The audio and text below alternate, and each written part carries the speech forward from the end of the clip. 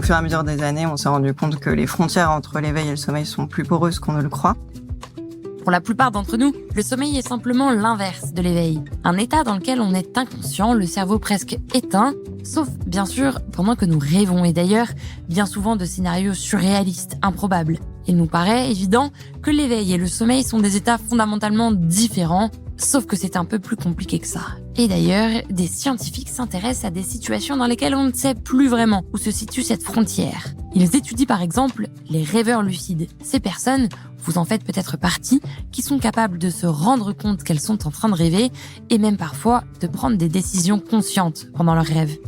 On avait essayé d'instaurer un dialogue avec des rêveurs lucides pour voir si ils sont conscients de leur monde extérieur. Et donc on s'est rendu compte qu'ils pouvaient le faire de manière régulière. Donc du coup, on a pris un autre groupe de participants, donc des volontaires qui avaient jamais fait de rêve lucide, et on s'est rendu compte que eux aussi, ils étaient capables de répondre.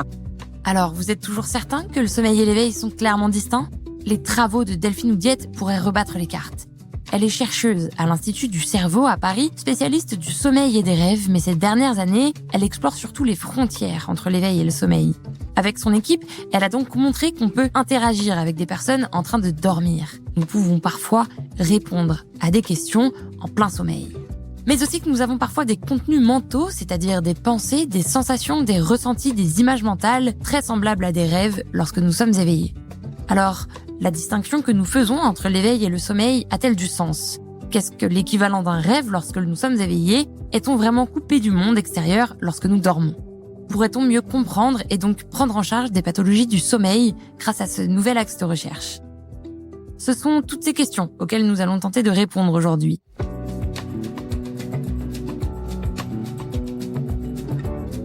Je suis Margot Brunet, journaliste à Cerveau et Psycho. Bienvenue dans Braincast, notre podcast dans lequel des scientifiques vous parlent de ce qui se passe dans leur tête, mais aussi dans la vôtre. Pour ce nouvel épisode, on est avec Delphine Oudiette et on parle des frontières entre le sommeil et l'éveil.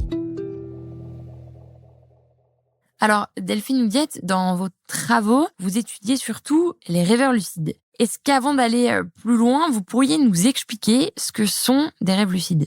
Normalement, un rêveur classique, on va dire, il réalise qu'il a rêvé seulement au moment du réveil. Donc, quand il est réveillé, il va se dire en fait, j'ai rêvé à ça et à ça. Mais au moment où il est endormi, généralement, il sait pas qu'il rêve. Enfin, c'est sa nouvelle réalité. Il n'a pas les deux mondes en parallèle. Un rêveur lucide, lui, il va être conscient de rêver au moment même où il est endormi, généralement en sommeil paradoxal. Il sait qu'il rêve et il sait qu'il est dans un lit en train de rêver. Et comment donc vous pouvez savoir qu'ils sont en train de rêver et qu'ils en ont conscience ? Vous leur demandez de vous envoyer un signal pendant qu'ils dorment, par exemple de bouger une partie du visage à un moment en particulier ? Certains, on va dire, maestros rêveurs lucides, ils sont non seulement conscients de rêver, mais ils sont capables d'envoyer un signal depuis leur rêve en faisant un code musculaire, par exemple. Donc, ils peuvent bouger les yeux d'une certaine manière, gauche-droite, c'est le code le plus classique. Ou ils peuvent contracter certains muscles de leur visage, faire des petits sourires ou des petits froncements de sourcils. Et ça, en fait, on va pouvoir le capturer avec des capteurs qu'on met au niveau des yeux, au niveau des muscles zygomatiques, par exemple. Et donc vérifier que la personne est en train de dormir et avoir ce code depuis le sommeil. Donc ce code, ça peut être un code qui dit je suis lucide, ou ça peut être le début ou la fin d'une mission qu'on peut leur imposer, parce que la troisième caractéristique de ces maestros rêveurs lucides, c'est qu'ils sont aussi, dans certains cas, capables de contrôler un peu, dans une certaine mesure, leur scénario onirique, ce qui fait qu'on peut leur donner des petites tâches à faire en rêve qui vont être bordées par les codes. Donc, par exemple, code oculaire gauche-droite, ça veut dire début de la mission. Ils font une mission, genre faire un contenu respiratoire, trouver une piscine et plonger en apnée. Ils font leur petit rêve d'intérêt, puis ensuite le code pour faire le clap de fin de la mission. Et donc ça nous permet de savoir où est le rêve et de potentiellement étudier ce qui se passe pendant un rêve. Et donc, dans votre équipe, vous avez cherché à savoir si ces rêveurs lucides pourraient même répondre à des questions qu'on leur pose pendant qu'ils dorment. On avait essayé d'instaurer un dialogue avec des rêveurs lucides pour voir si est-ce qu'ils sont conscients juste de leur monde intérieur ou aussi de leur monde extérieur. Et l'idée, c'était de pouvoir après avoir des rêves à la demande, en fait, en interageant avec eux. Donc on a montré avec une collaboration internationale qu'on était capable de dialoguer avec des rêveurs lucides dans à peu près 20% des cas. Donc cette étude elle a fait pas mal de bruit et on a voulu continuer un petit peu. En fait, l'étude publiée, c'était plus des études de cas, plein de cas collectés. Et donc on voulait mieux comprendre les signatures cérébrales de cette possibilité de dialogue. Et donc on a trouvé que, en effet, avec beaucoup plus de participants, que les rêveurs lucides étaient capables de percevoir des sons de l'extérieur et d'y répondre physiquement. Donc là, en gros, ils devaient faire une tâche de décision lexicale où ils devaient dire si un mot qu'on leur présentait verbalement était un mot qui existe en français ou qui existe pas. Et pour ça, ils fronçaient les sourcils, par exemple, pour dire ça existe pas, et ils souriaient pour dire ça existe. Et donc, on s'est rendu compte qu'ils pouvaient le faire de manière régulière, non seulement en sommeil paradoxal quand ils étaient lucides, mais aussi dans tous les autres stades de sommeil qui sont pas associés au rêve lucide. Donc, on s'est dit que c'était bizarre parce que ça va à l'encontre d'un dogme qui est qu'on peut pas répondre physiquement, normalement, à des stimuli quand on dort. Et donc, on s'est demandé si c'était vrai ce dogme ou si c'était tellement fort, en fait, que personne s'avait pris la peine de le tester. Donc, du coup, on a pris un autre groupe de participants, donc des volontaires qui avaient jamais fait de rêve lucide. Et on s'est rendu compte que eux aussi, ils étaient capables de répondre dans la plupart des stades de sommeil de manière intermittente. C'est rare, hein, c'est pas tout le temps, mais c'est plus que la chance. On leur demande de froncer le sourcil, par exemple, quand il y a un mot qui n'existe pas.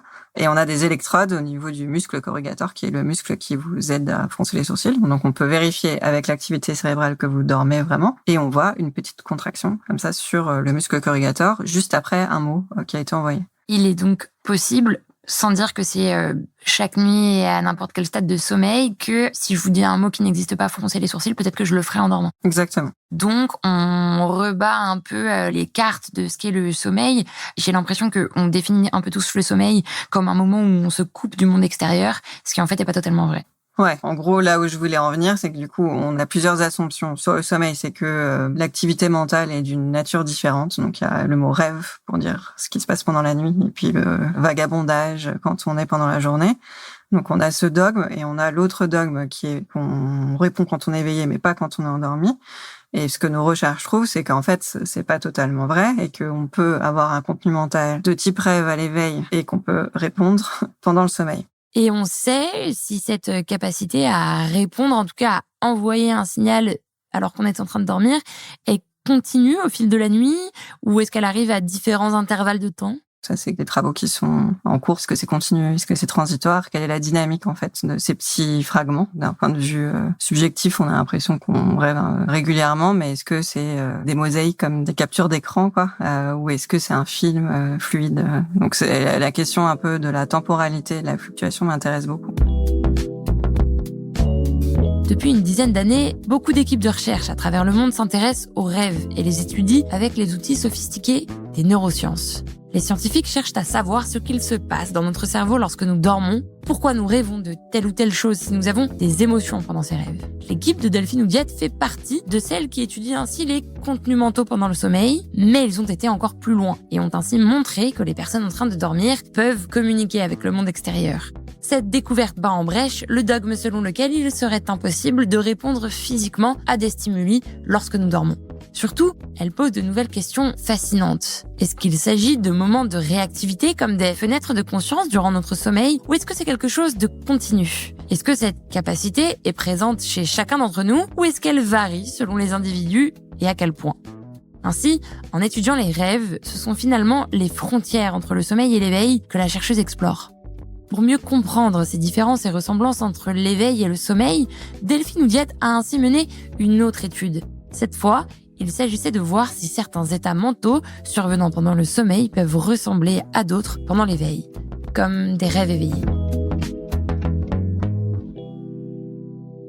Dans une récente étude, vous avez justement cherché à définir différents états mentaux et à le voir s'ils peuvent survenir plutôt quand on dort ou plutôt quand on est réveillé. Dans notre étude, on a essayé de définir des états mentaux à travers différentes dimensions subjectives. Donc, en gros, on a posé la question de manière répétée aux participants, de donc d'écrire ce qu'ils avaient en tête, puis après de noter à quel point ils pensaient, eux, que leur contenu était bizarre. Est-ce qu'il était fluide ou un peu saccadé? Est-ce qu'il était spontané ou ils contrôlaient volontairement là où ils voulaient en venir? Et à quel point ils se sentaient éveillés versus endormis. Donc, ils faisaient ça sur une échelle de 1 à 6. Avec des algorithmes, on peut après combiner toutes ces mesures pour détecter le nombre de chaînes mentales optimales et à quoi elles ressemblent. Vous les interrogez donc sur ce qu'ils avaient en tête juste avant de les interrompre. Soit d'ailleurs ils étaient encore réveillés, soit ils étaient en train de s'endormir, soit ils avaient déjà commencé à s'endormir. Et là, vous avez réussi à décrire plusieurs états, plusieurs catégories de pensée, je pourrais dire. En fait, on a décrit différents types d'états mentaux. On a trouvé 4, dont un qui est très lié au rêve, 3 qui sont plus ce qu'on imagine des états d'éveil. Et donc, il y en a un qui était assez connecté sur l'environnement ou sur ses sensations internes. J'entends le bruit des klaxons, je sens mon ventre qui gargouille, machin. Et donc ça, c'est un peu comme si on avait des chaînes mentales. Et donc, on avait une des chaînes mentales qui était associée avec des contenus très bizarres, plutôt fluides, où les gens se sentent endormis et très spontanés, pas du tout contrôlés. Donc, si je reprends, en fait, en interrompant des personnes qui étaient en train de s'endormir, vous avez constaté qu'il y a en quelque sorte 4 groupes, 4 types de pensées. Certaines sont très connectées à l'environnement, ils entendent tous les bruits autour d'eux, et d'autres pensent à des choses un peu bizarres, un peu comme s'ils étaient dans un rêve, alors que, en l'occurrence, ils étaient complètement réveillés. Ça nous fait penser un peu à des caractéristiques du rêve, même si on ne va pas l'appeler comme ça. Et quand on regarde les récits, il y avait les fourmis sur les mots croisés, voir des petits aliens, des choses que d'habitude, c'est pas ce qui est associé le plus à l'éveil. Et cette idée nous est venue en demandant à des participants pour une autre étude où on s'intéressait à la créativité, avec des siestes à la Dali et la Edison, où ils faisaient des micro-siestes avec un objet à la main. Ouais. L'idée, c'est quand la muscle se relâche, l'objet tombe, donc une clé par exemple va tomber, et ils vont pouvoir les réveiller pile au moment où ils sont créatifs. Et donc nous, on a fait dormir des gens avec une bouteille à la main qui faisait un gros bruit en tombant. Et quand elle tombait, ils devaient dire à voix haute ce qui leur passait par la tête. Et on a un medley de contenus qui ont été décrits par les participants. Et donc il y en a un qui voit un cheval dans l'hôpital, quelqu'un qui se voit au Colisée de Rome, mais à l'époque où il était actif. Tout un truc, des choses assez compliquées. Et quand on regarde l'activité cérébrale, dans 60% des cas, ils étaient éveillés, ces gens-là. Je pense qu'il y a une multitude en fait de stades d'éveil potentiel à découvrir. En fait, on sort de l'idée qu'il y aurait un état d'éveil, qui serait un état dans lequel on a une activité cérébrale forte, face à un état de sommeil dans lequel on aurait une activité cérébrale nulle, à part pendant quelques petits laps de temps, sommeil paradoxal, pendant lesquels on rêve. C'est une idée que beaucoup de gens ont, mais en fait, des travaux, et notamment ceux que vous menez, montrent que les frontières entre les états de conscience sont en fait beaucoup plus poreuses. Ouais, c'est exactement ça. En fait, l'impression que toutes les combinaisons sont possibles, que ce soit à l'éveil et pendant le sommeil. Donc là, dans nos travaux récents, on voit des contenus qui ressemblent à des rêves. Je vois des fourmis sur un fond de mots croisés qui passent sur moi. Alors qu'à l'activité cérébrale, la personne ne dormait pas. C'est de l'éveil magnifique. Donc, on voit des contenus un peu de rêve à l'éveil, des contenus qui ressemblent à de l'éveil. Pareil, pendant cette phase d'endormissement, dans les premiers stades de sommeil, il y avait quelqu'un qui racontait qu'il était en train de réfléchir à comment il s'endormait, donc comme une espèce de méta-cognition de son propre état. Et là, il dort, en tout cas d'après cette classification qu'on a. Et donc, on peut avoir des rêves un peu fous en sommeil lent, des rêves pauvres en sommeil paradoxal, rien du tout à l'éveil, rien du tout pendant le sommeil. Et du coup, à l'inverse, ces 4 états mentaux, ils montrent à propos des rêves que ce ne sont pas forcément des moments qui sont associés à quelque chose de fou, de surprenant, de loufoque. Rêver, ça peut être s'imaginer d'être assis sur une chaise, par exemple. Et ça nous montre que parfois, le contenu mental, quand on dort, il est proche de ce à quoi on pourrait penser éveillé. La définition du rêve en science, c'est n'importe quel contenu mental qui a lieu pendant le sommeil. Et donc, le débat, maintenant, il a plus glissé sur est-ce que le contenu mental, il est de nature différente en fonction des stades. Donc, il y a quand même cette idée qu'en sommeil paradoxal, le contenu mental va être plus bizarre, plus scénarisé, plus long, plus riche que en sommeil lent. Mais même ça, c'est pas tout à fait vrai, parce que ça dépend du moment de la nuit. Donc, le rythme classique d'une nuit, c'est que le sommeil paradoxal augmente au fur et à mesure de la nuit, et le sommeil lent diminue. Donc, sommeil paradoxal finit un cycle et est plus riche en fin de nuit. Mais donc, si on regarde le contenu de fin de nuit pour le sommeil lent, il est quasiment aussi bizarre que le sommeil paradoxal. Par contre, si on regarde début de nuit, là, le sommeil lent est plus pensé. Je me suis assis sur une chaise que j'étais en train de combattre des aliens avec une épée magique, quoi. Et ce qui m'intéresse maintenant, c'est est-ce que il y a une diversité à travers les gens dans ces probabilités d'atteindre tel ou tel état? Est-ce que ça crée quelque chose en rapport avec notre individualité? et est-ce que ça a une conséquence, donc qu'elle soit sur notre fonctionnement ou sur une éventuelle pathologie dans certains cas. Donc par exemple dans le cas de l'insomnie, est-ce que c'est des distributions qui sont différentes?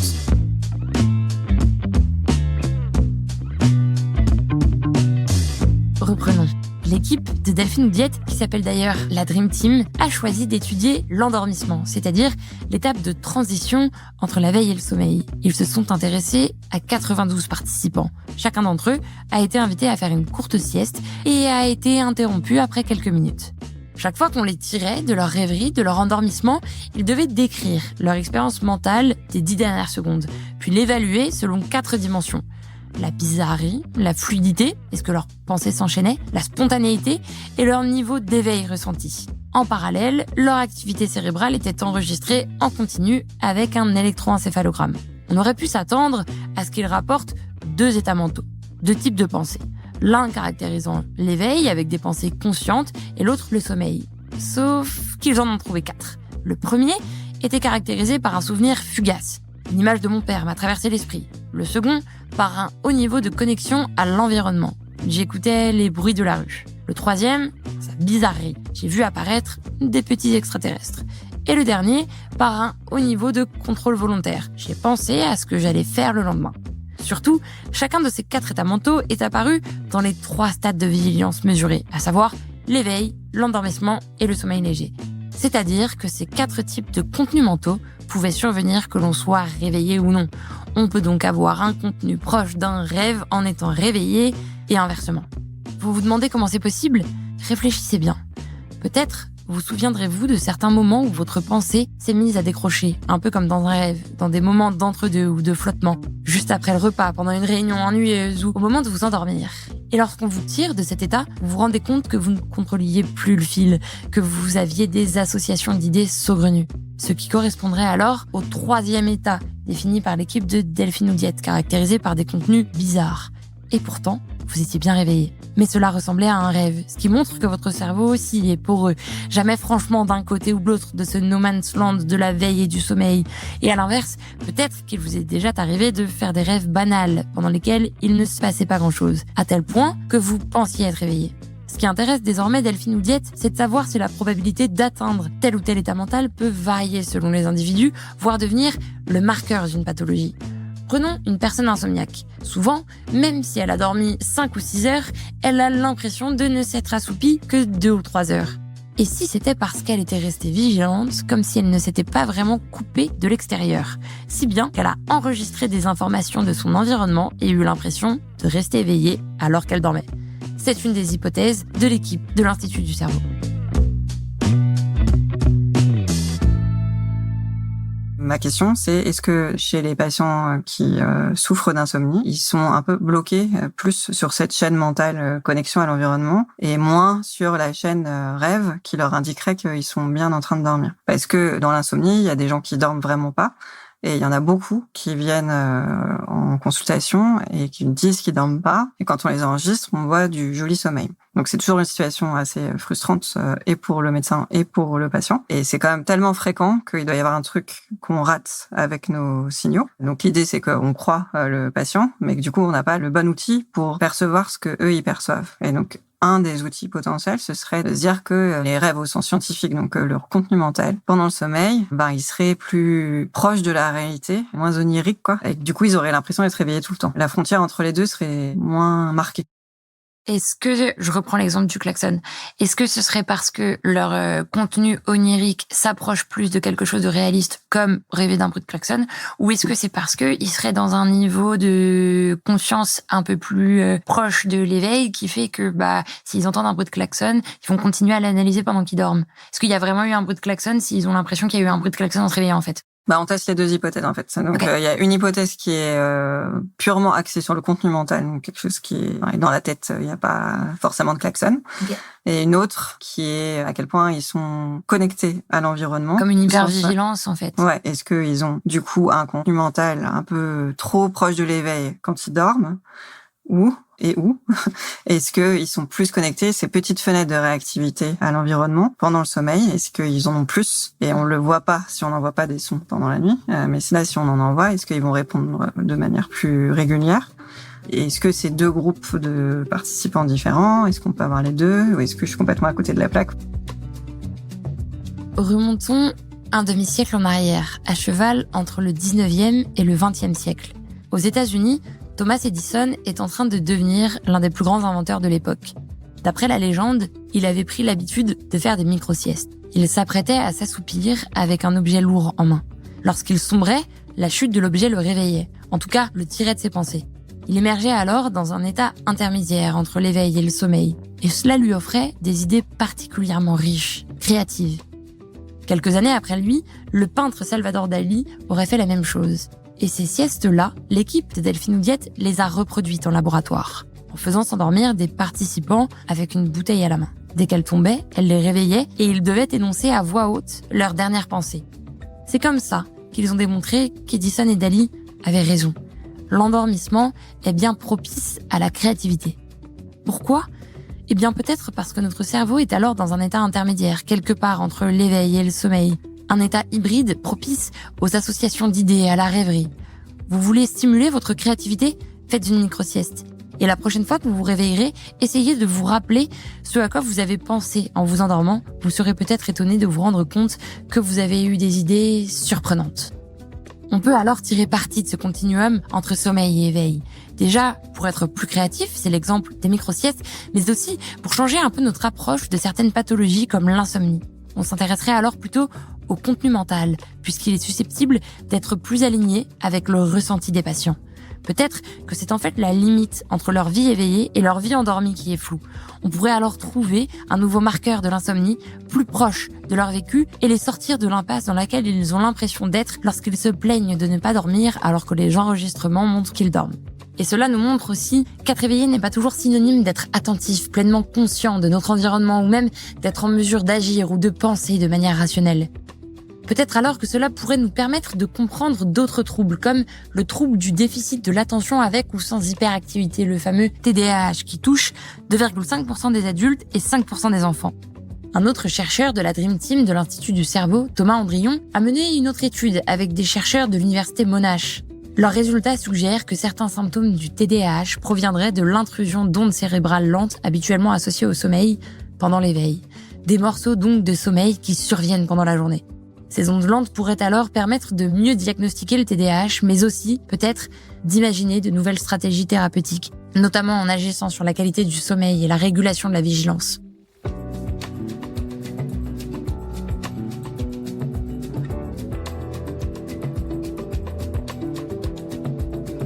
Vous venez d'écouter Braincast, un podcast de Cerveau et Psycho. Je suis Margot Brunet. J'ai écrit et tourné cet épisode. La réalisation et le mix sont de Gautam Shukla. Braincast est disponible sur toutes les plateformes d'écoute. Vous pouvez nous laisser des étoiles, des commentaires et surtout en parler autour de vous. Vous pouvez également nous rejoindre sur nos réseaux sociaux et sur cerveauetpsycho.fr. Mais pour ne rien manquer, le plus simple, c'est de vous abonner à ce podcast et à notre magazine. Et nous, on se dit rendez-vous très bientôt pour notre prochain épisode.